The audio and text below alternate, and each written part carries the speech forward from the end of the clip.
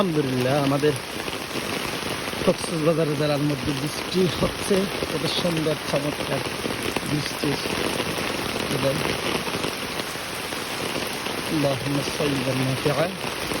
বৃষ্টির সময় একটু বেশি বেশি দোয়া পড়তে হয়, সেটি হলো আল্লাহুম্মা সাইয়্যিবান নাফিআ, আল্লাহুম্মা সাইয়্যিবান নাফিআ, আল্লাহুম্মা সাইয়্যিবান নাফিআ।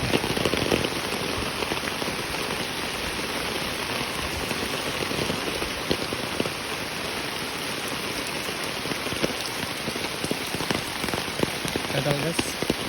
এই যে বৃষ্টির সময়